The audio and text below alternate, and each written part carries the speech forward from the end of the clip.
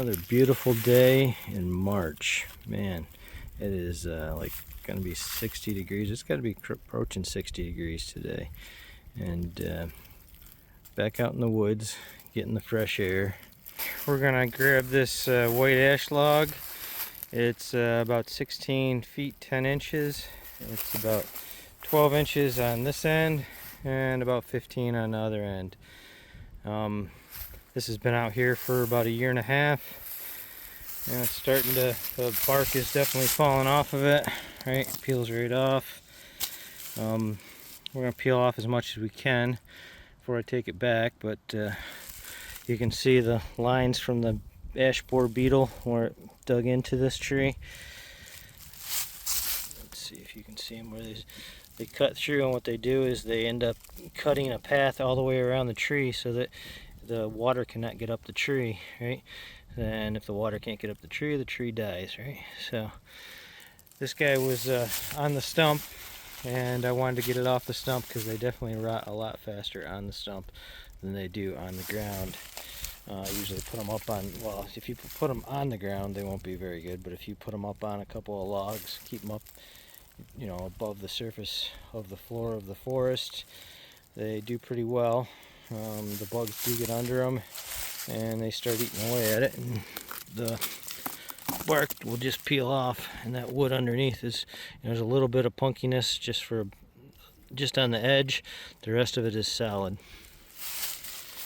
So what we're going to do is going to roll this out a little bit. We're going to back our ATV arch over top of it. We're going to pick it up. We've got the butt end down there, so we're going to pick it up by this smaller end and get it in out of this area. A little difficult. You can't tell that there's much of a hill here, but there is a little bit of a hill here, and I have no way of grabbing the butt end and getting it out of here, so I'm going to drag it out by the smaller end, and then I'll set her down, turn her around, and grab her by the butt end. Alright, let's get to work.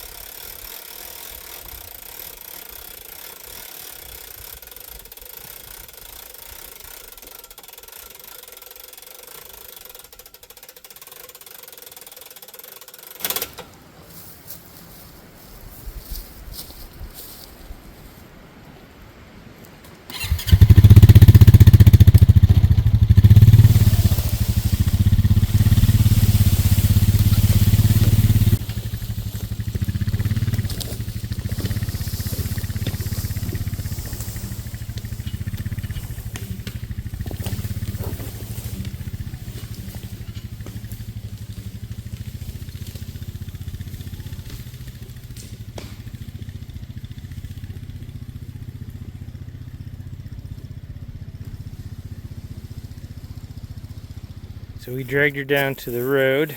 We're going to turn this whole situation around, grab this log by the butt end, and I'll show you why in just a little bit. But we had to drag this out. We did get a little mud. Luckily it's just on this bark here, so that'll peel right off. So we'll be pretty much mudless on this log once we get it back. But you can see the ash borer beetle, what it does, all the lines it makes through the log, cuts all the way around it, just keeps eating up that sapwood, and then the tree itself does not have a way of getting water up to its top branches, so it dies. But anyways, let's I put a stick here with a rock because we're on a hill, so it's going to want to roll this way. We're going to lower it onto that, and we'll turn around and grab it from the other end.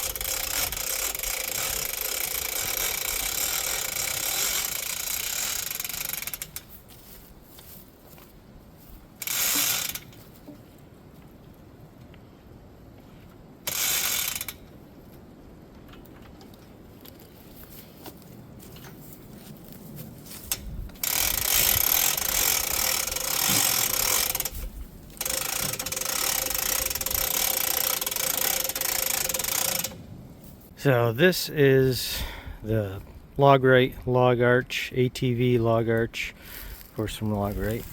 And it's not as long as they have one that goes to a tractor that's longer, that allow you to pick up longer logs. This unit, a 12-foot log, balances perfect. An 8-foot log balances to the front. Well, it depends on where you put it, but an 8-foot log is hard to balance on it.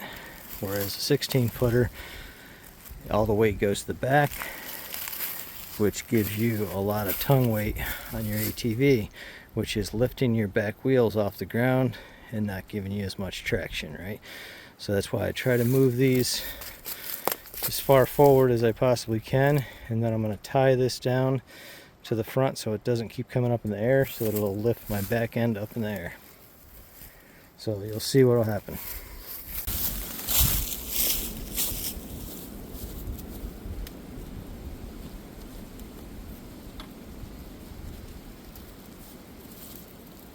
So I'll just use a little buckle strap. Wrap it around this guy.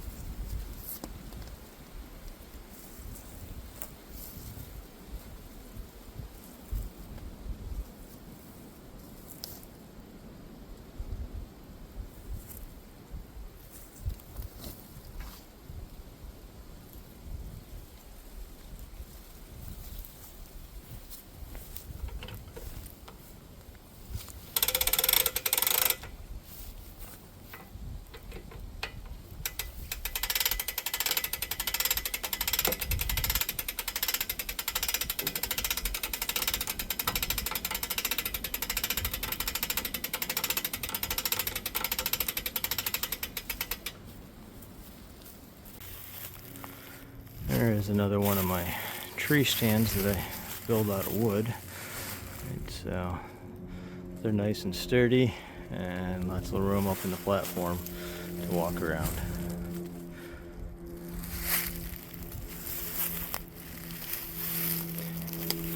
So let me show you what I did here.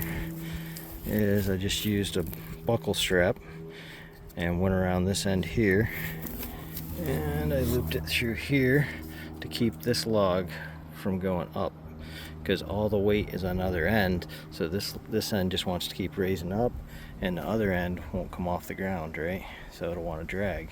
So you have to tie this end down, and then as you lift it up, the butt end will come off the ground, and now you're skidding dirtless. The only problem with that is that now I have taken tongue weight, and my tongue weight is going up, right? So it's lifting these tires up off the ground slightly. I'm not going to get as much traction with my ATV. So you do have to be a little more careful on the hills, and you know, if you're going to get into a spot where you got to go way up a hill, you may not get enough traction to get up it. Alright, so let's haul this back to the sawmill and put her up on the bunks.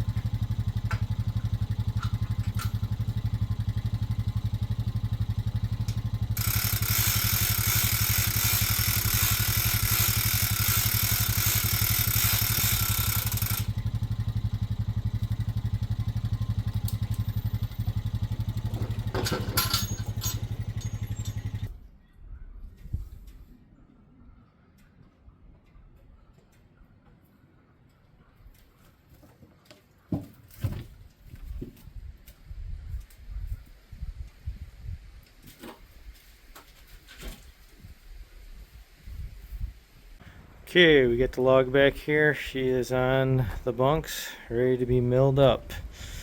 So I didn't notice that when I dropped that tree, but notice it now. I got a little bit of a curve right at the butt end of this, or not the butt, at the far end of it. I'm planning on getting a beam out of this, right? So I just want a 4.5 by 8 inch beam, so I still should be able to get it out of it, but I might. There's going to be some bonus material, so I may not get as much bonus material on the end of this as I originally thought. So with this ATV log arch that comes from LogRite, I probably should ask them to see if I could get sponsored by them. There's a couple additions I would like to make just because of these 16-foot logs and having that weight lifting the back end of the ATV up, right? Because it's not extended far enough. So two things that I would do would be I would put a T-bar, maybe weld a T-bar in here so that it comes out, and when those logs come up they hit against that T-bar, and then you can raise the back end instead of me having to strap them on here.